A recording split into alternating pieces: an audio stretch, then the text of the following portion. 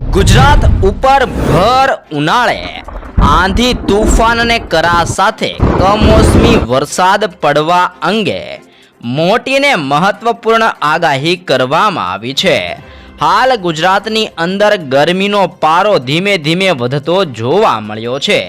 એ વચ્ચે ગુજરાતના અનેક જિલ્લાઓની અંદર ભારે પવનની ગતિવિધિઓ સાથે કમોસમી વરસાદ એટલે કે ધીમી ધારે ગુજરાતની અંદર હળવું માવઠું પડવા અંગે પણ મોટી આગાહી કરવામાં આવી છે।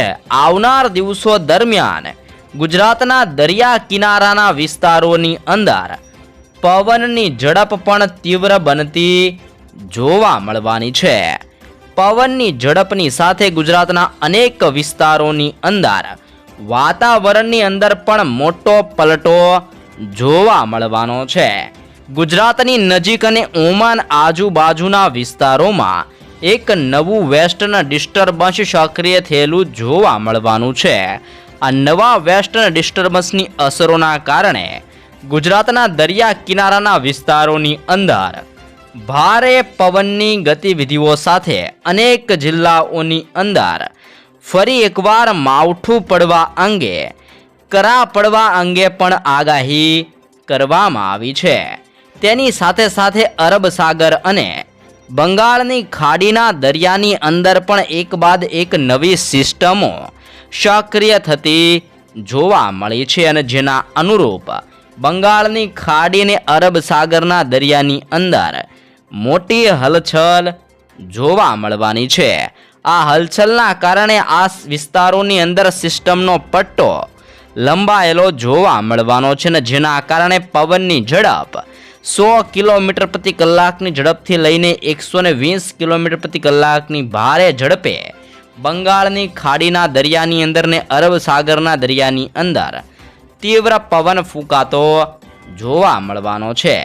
જેના કારણે અનેક રાજ્યો જેમ કે મદુરાઈનો વિસ્તાર, બેંગલુરુનો વિસ્તાર, બેંગલવીના વિસ્તારોની અંદર સાથે સાથે વિશાખાપટ્ટનમ, ભુવનેશ્વરનો વિસ્તાર, ધાનબડ, અલ્હાબાદ, નાગપુરના વિસ્તારો, હૈદરાબાદના વિસ્તારોની અંદર એ ઉપરાંત જોધપુર એટલે કે રાજસ્થાનનો વિસ્તાર અને ગુજરાતના વિસ્તારોની અંદર વાતાવરણની અંદર મોટો પલટો નોંધાઈ શકે છે।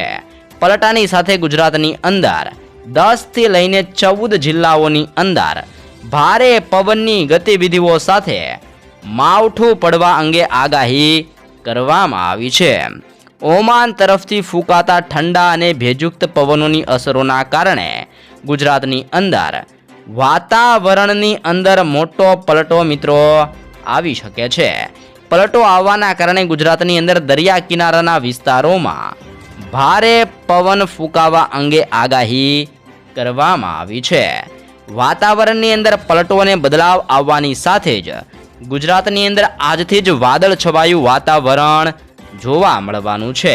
જેમાં પણ કચ્છના વિસ્તારોની અંદર, સૌરાષ્ટ્રનો વિસ્તાર, ઉત્તર ગુજરાત, મધ્ય ગુજરાત અને દક્ષિણ ગુજરાતના વિસ્તારોમાં હવે ધીમે ધીમે વાતાવરણ બદલાતું જોવા મળી શકે છે।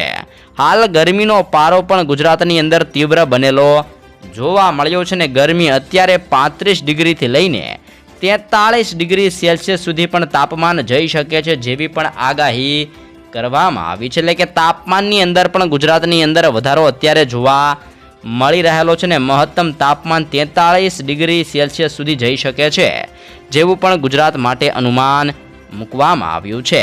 ગુજરાતની અંદર અત્યારે ડબલ ઋતુનો અહેસાસ થઈ રહ્યો છે જેમાં વહેલી સવાર દરમિયાન ગુજરાતની અંદર ઠંડી પડતી જોવા મળી રહી છે તો બપોર દરમિયાન ગરમી અને બફારાનું પ્રમાણ ગુજરાતની અંદર વધતું જોવા મળ્યું છે।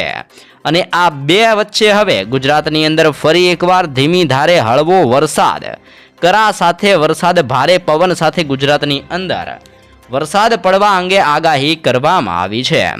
તમે લાઈવ જોઈ શકો છો કે ઓમાન આજુબાજુના દરિયા કિનારાના વિસ્તારોની અંદર એક નવું વેસ્ટર્ન ડિસ્ટર્બન્સ સક્રિય થતું જોવા મળ્યું છે।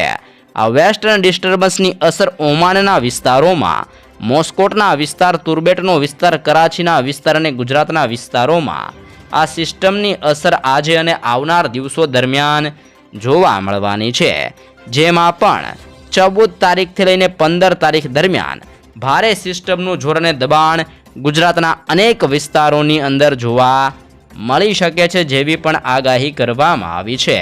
અને આજથી લઈને 5 દિવસ સુધી હવે ધીમે ધીમે ગુજરાતના વાતાવરણની અંદર બદલાવ અને પલટો આવતો જોવા મળવાનો છે, જેના કારણે ગુજરાતની અંદર કચ્છના વિસ્તારો જેમાં ખાવડ, નળિયા અને ગાંધીધામના વિસ્તારોની અંદર વાદળ છવાયું વાતાવરણ જોવા મળી શકે છે.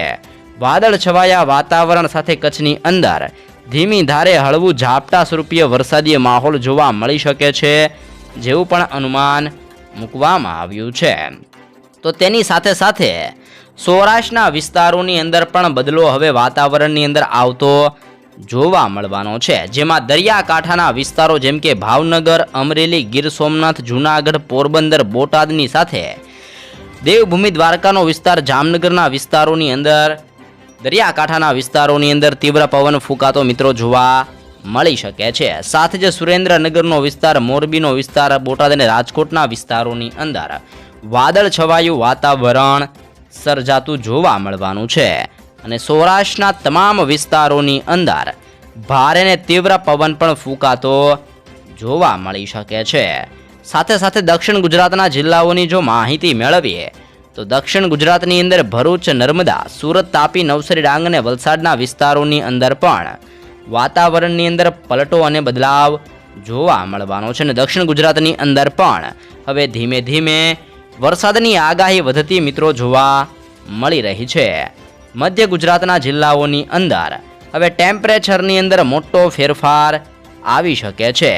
ઠંડીનું પ્રમાણ હવે ધીમે ધીમે મધ્ય ગુજરાતના વિસ્તારોની અંદર વધતું જોવા મળવાનું છે, જેમાં અહેમદાબાદ, આણંદ, વડોદરા, દાહોદ, છોટાઉદેપુર, ખેડા, પંચમહાલ અને મહીસાગરના વિસ્તારોની અંદર હવે ધીમે ધીમે ઠંડી વધતી જોવા મળશે અને ગરમીનું અને બફારાનું પ્રમાણ ધીમે ધીમે હવે ઘટતું જોવા મળી શકે છે. અને વાદળ છવાયું વાતાવરણ પણ મધ્ય ગુજરાતના વિસ્તારોમાં જોવા મળી શકે છે. ઉત્તર ગુજરાતની અંદર બનાસકાંઠા, સાબરકાંઠા, અરવલ્લી, પાટણ, મહેસાણા અને ગાંધીનગરની અંદર પણ વાતાવરણની અંદર પલટા અને બદલાવ સાથે ને વાદળ છવાયા વાતાવરણ સાથે હવે ધીમી ધારે હળવું માવઠું પડવા અંગે આગાહી કરવામાં આવી છે.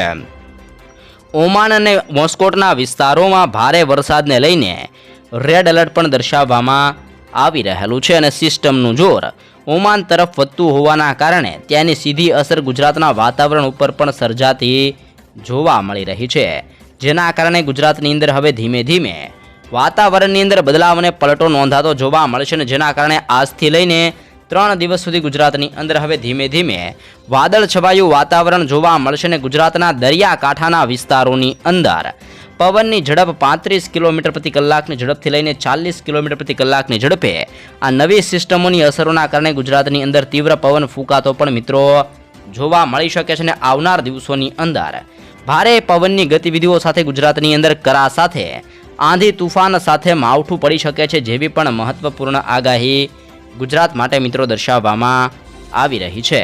તો વરસાદ અંગેની આવી તાજી નવી અપડેટો સૌપ્રથમ મેળવવા ચેનલમાં નવા છો તો અત્યારે જ લાઈવ ગુજરાત સમાચાર યુટ્યુબ ચેનલને જરૂરથી મિત્રો સબસ્ક્રાઈબ કરી લેજો.